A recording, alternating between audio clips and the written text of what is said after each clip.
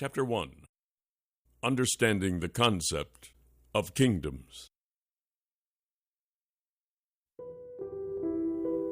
The pursuit of power is one of the most significant motivations of the human heart.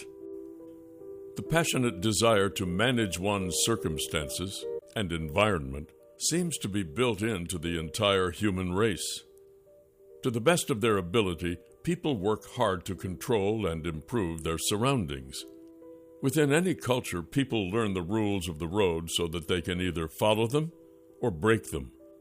Even acts of rebellion or aggression, whether isolated to a single individual or initiated by an organized army of soldiers, can trace their origin to this desire to control and dominate. Young children cry and squabble to get things they need and want. When a boy climbs his first tree, he is seeking to conquer new territory.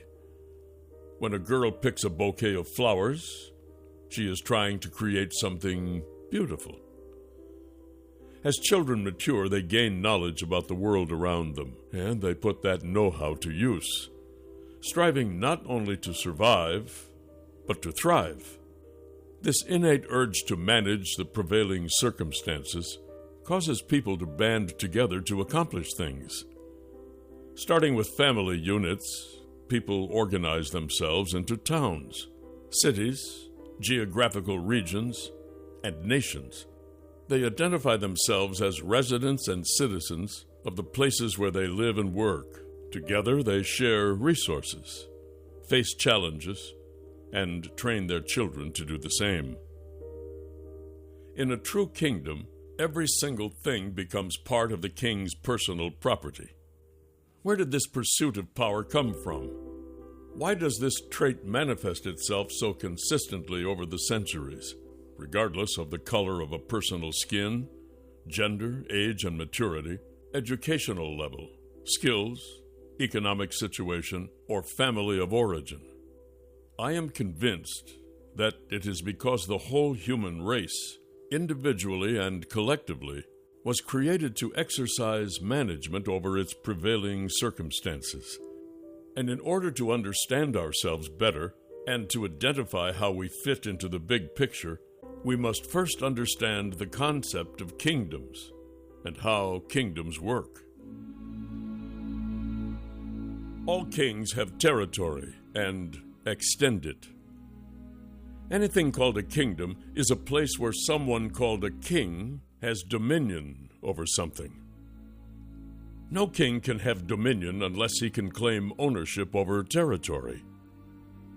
For centuries, kings vied for territory all over Europe. They could call themselves kings or lords because they owned vast acreages of land.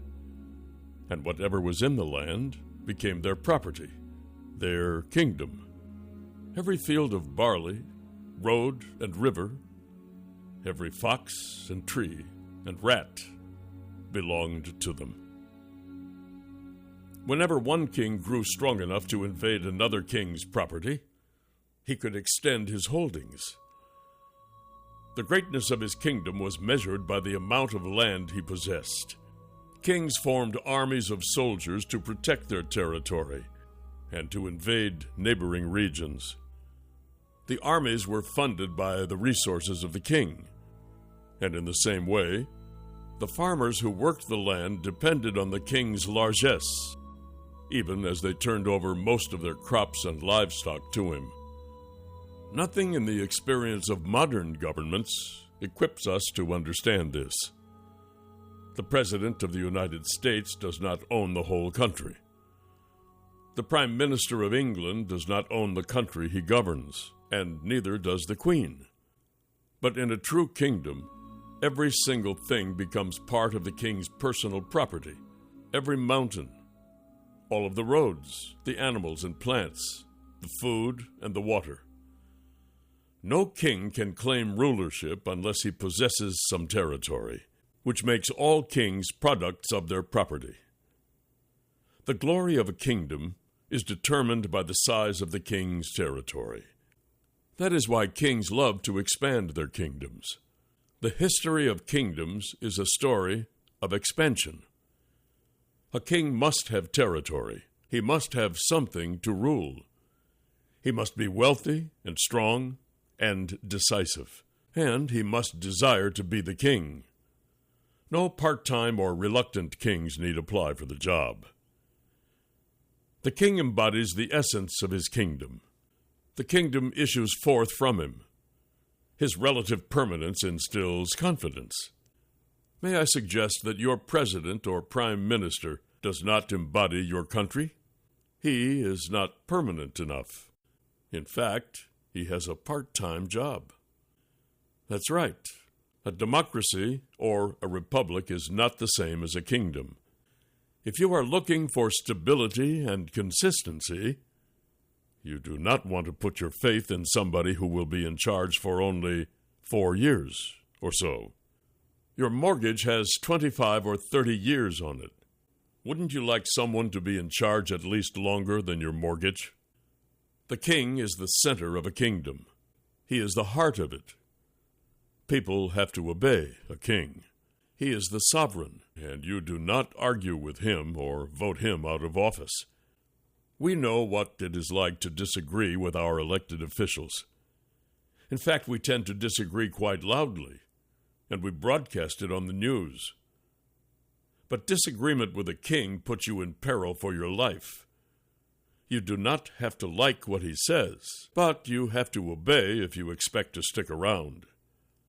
A kingdom can be good, bad, or most of the time, a little of both. Why did the kingdom model turn out to be such a typical form of government? Rediscovering the first country. The things we can see and experience turn out to be the evidence of unseen governing influences. Yet little do we know what we are dealing with. We see both beauty and ugliness, joy and suffering, harmony and conflict. That's just life, we say. In reality, we have 2 worlds on one planet. The Earth is the name of the planet, and the 2 worlds that contend with each other are actual kingdoms: the kingdom of darkness and the kingdom of light. The kingdom of darkness has a ruler, and he stands in opposition to the ruler of the kingdom of light. Satan is one of the names people have given to the prince of darkness. The word prince means simply ruler, first or fundamental ruler. On the other side, people call the Son of God the light of the world, or the ruler of the heavenly government. Did you know that in Hebrew the word for darkness is the same as the word for ignorance? Similarly, the word for knowledge in Hebrew and Greek is the same as the word for light. So when we talk about the world, or kingdom of darkness, and the world of light, or kingdom of God, we are not talking about light bulbs on or light bulbs off. We are talking about ignorance and knowledge. The prince of darkness is the prince of ignorance. He rules by your ignorance. Wherever you are ignorant, he can gain a foothold. Because of these 2 unseen kingdoms, we are living in a world that is always tense, with ongoing territorial conflicts of interest. The way I see it is this: the ruler of the kingdom of light created the physical place called the earth in order to extend the kingdom of heaven. He created it so that the people he was about to create would have something to rule over on his behalf. I believe that the earth was formed so that human beings could exercise co-rulership, so that they could become regents for the king in heaven. I also believe that heaven is a real place, and that it is the first real country, the original one, and that all other kingdoms since the beginning of time have been mere shadows of the kingdom, which I distinguish with an uppercase K, because it belongs to God. In many ways, we can say that God was setting up a colony on earth, much as strong and wealthy countries have colonized parts of the earth. I know a lot about being part of a colony because I am a native of the Bahamas, which was a colony of Great Britain until 1973. I was born under colonial rule. We will talk more about colonization in the next chapter. But this heavenly colonization effort is still a work in progress. Most of what we see around us is the evidence of numerous conflicts between the colony of the Kingdom of Light and the Kingdom of Darkness. We will be learning how this works in the chapters of this book. Substitute kingdoms. When you serve under a king in a kingdom, you have the power to dominate your territory and to manage your assignment. What happens, however, if you lose your position? By nature, you are still a manager. Now you have been deprived of what you were managing. You have no purpose anymore. When that happens, and it happens all the time, people latch on to whatever makes them feel comfortable, and at least partially in charge of the challenges around them. One of the biggest fallbacks is, you guessed it, religion. If you cannot change your situation, and you are trying hard to reconcile yourself to it, religion does a great job of helping. It makes you happy in your poverty, content in your illness, satisfied in your depression, and almost peaceful in your frustration. It works because it tells you that everything will be all right by and by. Your life will improve later. Religion tells you that heaven is your destination, and that all you have to do is hold out until you die. Religion postpones your reality to the future.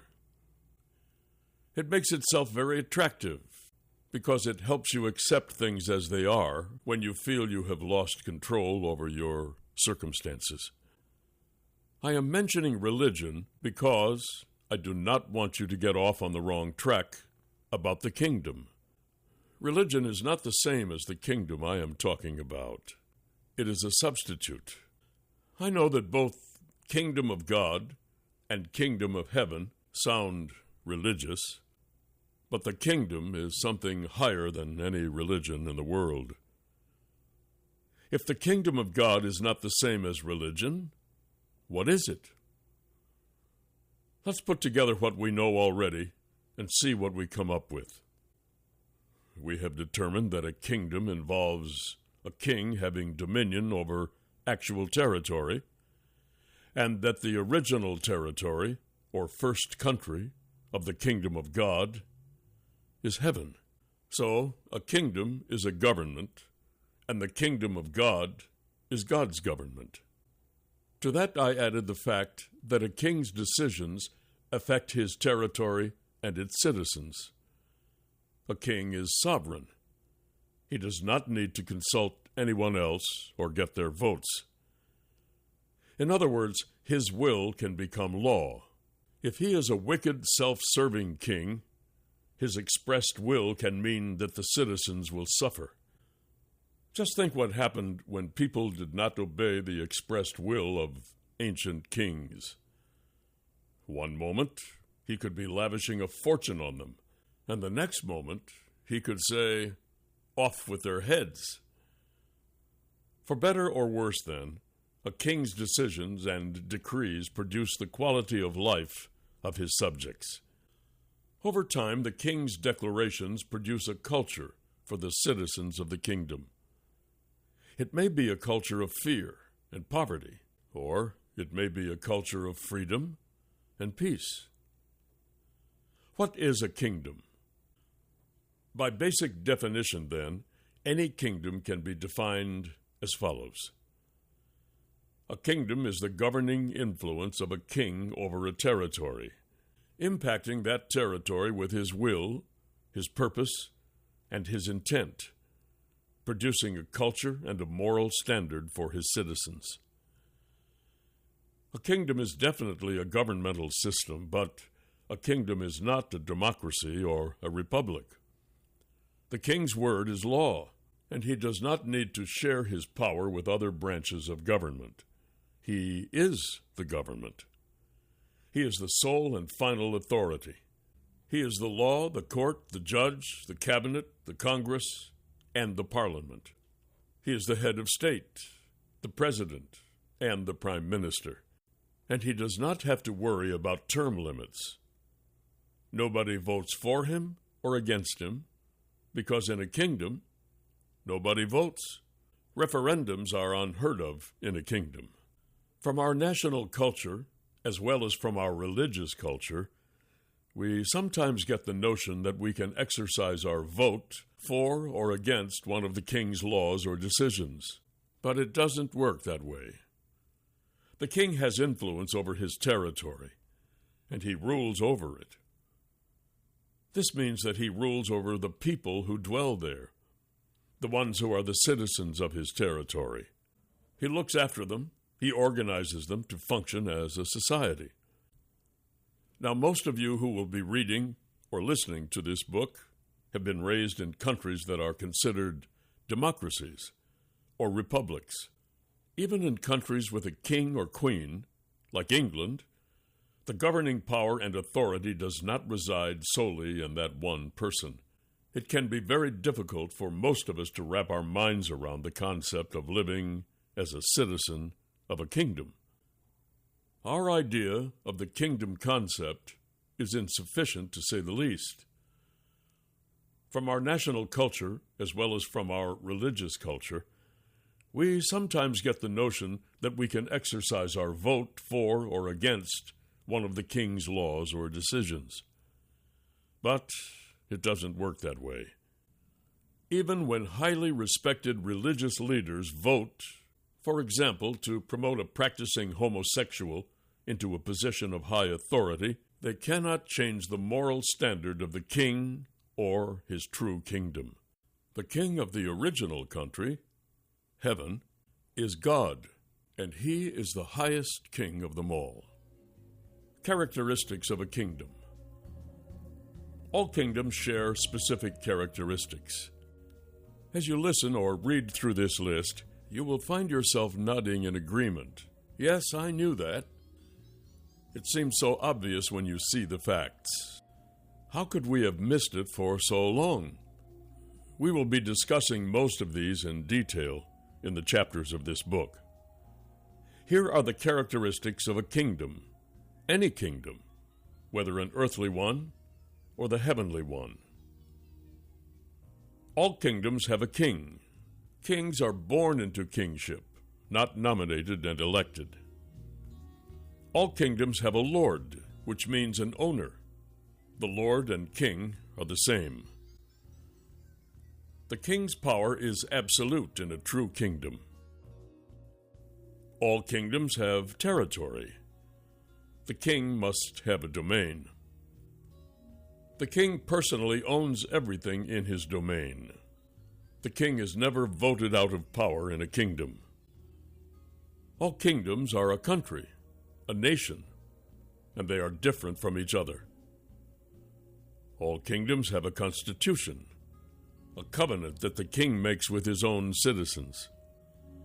All kingdoms consist of a group of people who identify themselves with a sovereign.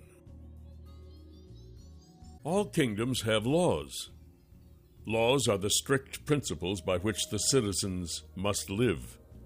All kingdoms have citizens. Citizenship entails certain responsibilities, and it bestows specific rights and privileges.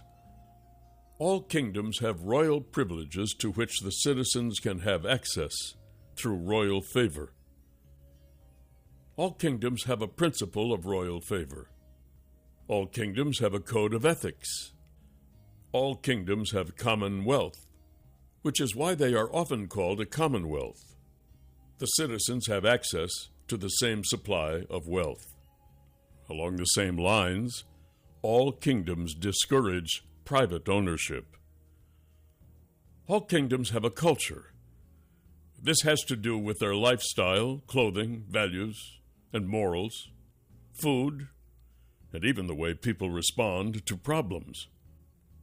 All kingdoms have an economy.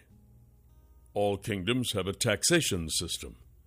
All kingdoms have a principle of giving to the king. Citizens never come before their king empty-handed. All kingdoms have an army. The soldiers are not civilians or ordinary citizens. In the kingdom of God, you cannot see the army because it consists of angels. The king's presence is the same as the king's authority. The king's name is the essence of his authority. All kingdoms have delegated authority. A king embodies the government of his kingdom. The government is not divided into branches or departments. All kingdoms have an educational system. All kingdoms have administration and organization. All kingdoms have a principle of glory related to the sovereign king. The citizenry represents its king's glory. Similarly, all kingdoms have a principle of worship, directed toward the king, but beneficial to the worshipers.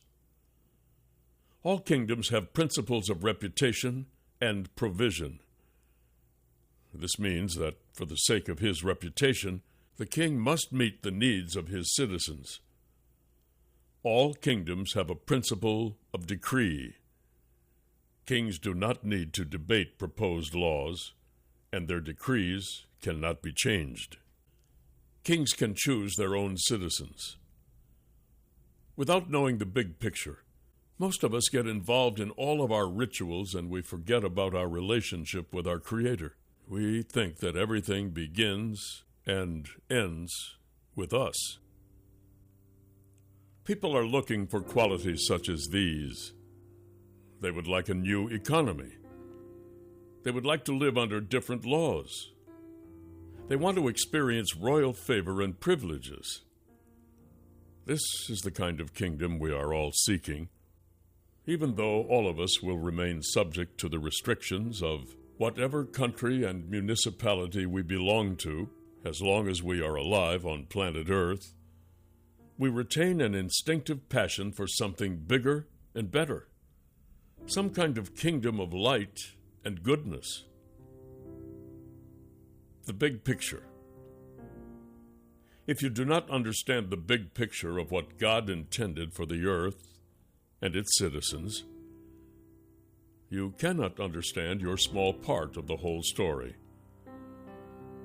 What did God really want to accomplish when He created countless solar systems, millions of planets, and billions of stars? What was He thinking about when He made one of those solar systems with 9 planets, or 8 if we can't count Pluto anymore?